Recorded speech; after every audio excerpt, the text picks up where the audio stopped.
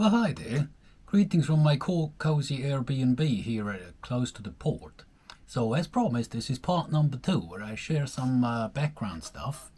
Now, in conclusion so far, any project you start, double the budget, triple the timeline. Just for Mr. Murphy. Well, in part 1, I heard you. Why would a guy swap palm trees for pine trees? A temperature difference of 80 degrees Celsius between winter and summer. Incredible distances. Energy cost through the roof. Well, push and pull factors, obviously. Going back a tad, 2008 was my best year so far. By none. 6-figure income, 6-figure bank account, transition from army transport officer to civilian warehouse manager, started renovating my house in northern France, got together with my ex-wife, had it all sussed out. It went down the gurgle from there. Now, I actually took notes down here because there are so many points to consider for a huge project like this. So let me scroll down and go to 2017. Bankrupt, divorced, not really homeless, but definitely houseless. I could salvage and put back together what you saw in part 1. So that nomadic life, while leading it for 20 plus years professionally, I also lead privately for the last 5 years. So yeah, there are stories to share. As a side remark, you'll see the flag up here somewhere. I made a video the other day about how to become a digital nomad. And my pun in there was the transitioning from analog nomad to digital nomad. That to me hit me like a ton of bricks. So this whole pandemic thingy, as with many people, did definitely good in brainstorming, taking a few steps back and reflecting on where I come from, where I am and where I want to go to. And this Canada project is the result, with a few nuances compared to when I originally started the brainstorm back in 2017, because I'm a free man. No kids, no family, independent profession. I can do, go, eat, whatever I like. I love it. I'm okay with being alone. I don't really like being lonely, but hey, it's never been an issue so far in 20 plus years. Now, to open a bracket, in 30 years of working for the man, I missed work 4 days due to having eaten something I shouldn't have eaten. I nearly died that day. That's now a few years back. But back to the topic. Working seasonal yachting gigs in the Med and the Caribbean as officer, and this year with my own command,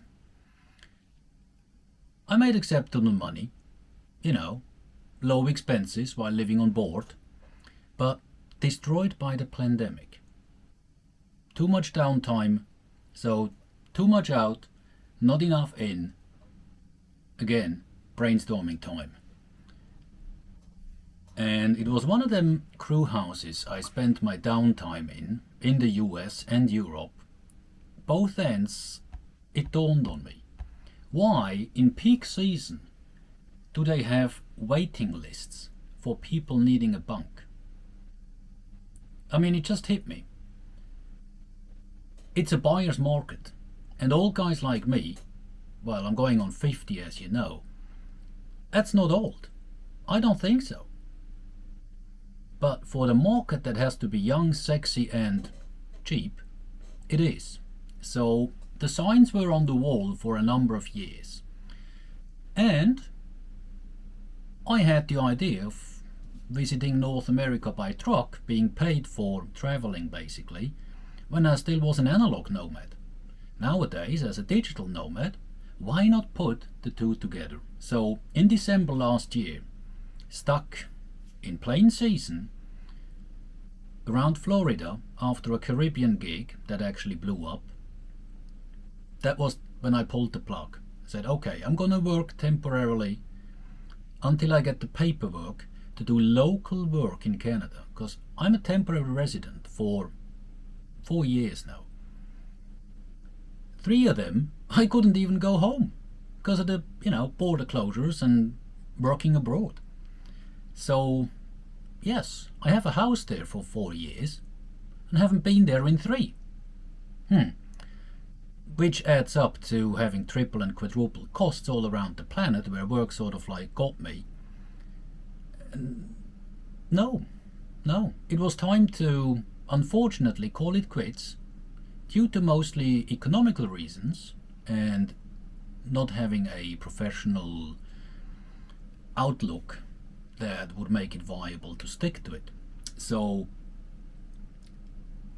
I mean, for all of us, the last 3 years, they were sure not in the brochure. So let's not even get into the big picture. But what I want to go through is, again, I made a little list here of low-tech things that can blow up on you. Somewhere up here, you'll find the card to a more in-depth video about it. I just want to go through bits and pieces you need to understand that can blow up in your face. Gearbox number 1, built in 1985, blew in 2015. Oh, I go with that. It's done its job. Engine number 1, built in 1984, installed 85. The truck was put on the road in 86, blew in 2020. And that's where all the storage comes from, I mentioned in the video. Well, again, I can live with that. It wouldn't have been necessary, quite honestly, because I would have loved to just sit in, start her up and go, but alright.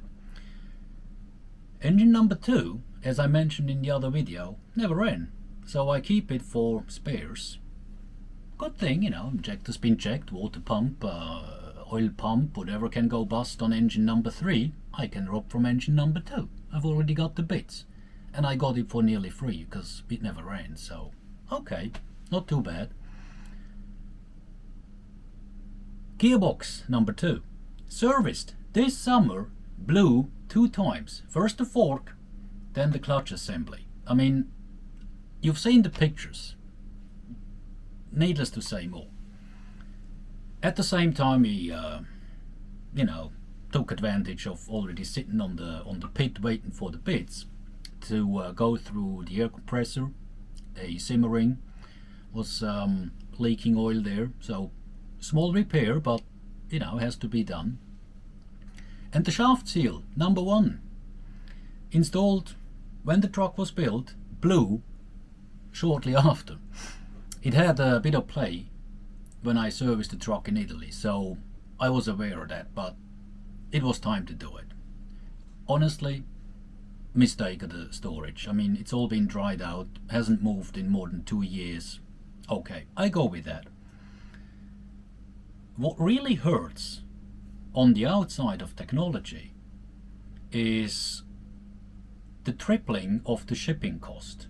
I started a project, as I mentioned, with about 5 grand in shipping cost. Relative to the value of the stuff I ship, to me that was worth it. I'm now paying 3 times as much, 15 grand more or less, to ship the same stuff on the same relation from Antwerp to Halifax. Thank you, COVID. I'm opening a bracket here, just totally off topic, but being from that professional background, please comment below if you're also in the trade. Why, with the same ships, have cost doubled and tripled going west? If it was going east across the Atlantic, I would kind of get it. I mean, in our macroeconomical disaster we're in, that everybody wants to ship to Europe, kind of obvious. So who wants to ship the other way? Anyhow, bracket closed. Another point that was not in the brochure and that really is of concern, but that I just have to sit out like all of us, is the loss of freedoms. The trucker protests in Canada, They were after I committed to the project. So I'll see what I get myself into, because I'm diving into this industry from overseas, having watched what's going on over there on the outside, and now I'm going to be in the midst of it. So it's a question mark. We'll see. On the positive side, my online business. I mean, you know, the perks of digital tools, amazing. Airbnb, Uber, disruptive technology, and you and I, we can be part of this digital gold rush. I really urge you to look into it. But again, this is not the video to talk shop. This is the video about push and pull factors. Now, the pull factors, I want to be rural. I want to be outside of cities, and it's just not me. It has never been. I'm a trucker and seafarer. I've seen space and calm for decades. North America, one of the most open places when it comes to, you know, road tripping and working. I'll check it out. It's been a dream of mine before I got married, and then kind of like family got in the way. But now as a free man, why not? Let's go and check it out. Let's talk about it in 5 or 10 years. I'm sure I'm gonna love most of it, and there will be negative, like everywhere. Another bracket I want to open is, this is not the first time I'm transplanting my roots. I've been physically moving house 21 times in my life, so my moving blog is based on reality. Professionally, as well as, let's say, tax residence compared to doing remote or international work, this is my 4th time in life that I transplant my roots. So first I went from apprenticeship to traineeship in Australia for 4 years, 97 to 2000. Came back to Europe, then did international work from Switzerland all around Europe. Then emigrated to France, neighboring country, okay, similar culture, wasn't that much of a culture shock. Obviously I speak French. Then, as I said, my ex-wife got into my life, and we kind of like combined our dreams, and she wanted to go south. And I said, okay, no worries. From the background of having already transplanted my roots, knowing my way in and out, bureaucracy, and all the ins and outs of a project of that size, to me didn't seem an obstacle. To her, would have been the first time going away from mama. Was a mistake of mine. I did not consider that. You know, if you ask me, hey, drive me from here to there, sure, no worries. Or move halfway across Europe, sure, no worries. As long as economics, etc. work out, not a drama, can be done. Another lesson learned is transplanting your roots, sure, fresh start. But watch out, you're taking your head with you. So it's not going to solve your problems. And I'm not aspiring my move now to Canada to solve any of my problems. It's on the outside. Do I have problems? Nah. Another lesson learned is money. A project like this, you can never have a budget that works on first go. I mean, it's a programmed ruin. Quite honestly, it happened to me in Australia, it happened to me coming back to Europe, it happened to me due to in and outside factors in my moves in France, and now again. Now all of this surrounding stuff I mentioned before is not my mistake, but I have to deal with it. So yes, a project of this size, make sure your cash is okay. Cash flow. I'm doing this on a shoestring, but still, it's an effort. Ask yourself, is it going to be worth it? You know, spending 20 grand, 30 grand all up, maybe, for a project like that. Yes, I do have work lined up. Yes, I do have multiple income streams, but it all has to be paid. Anyhow, part 3 will be on the other side. So you'll be seeing me next time in an Airbnb in Halifax, where I'll be sticking around waiting for my shipment to arrive. And, prayers to the universe, it'll be in one piece, it'll all have worked out, and the bureaucracy is going to work out the exact way that they advised me how I should do it. Because I'm not going to do this out in the blue. I've got it all in writing, for the vehicles, for registration, for licensing, for professional requirements. It's been a tremendous paper war going on for nearly 4 years. So, yep. The signs are good, and I'll see you in part number 3 on the other side. Have fun!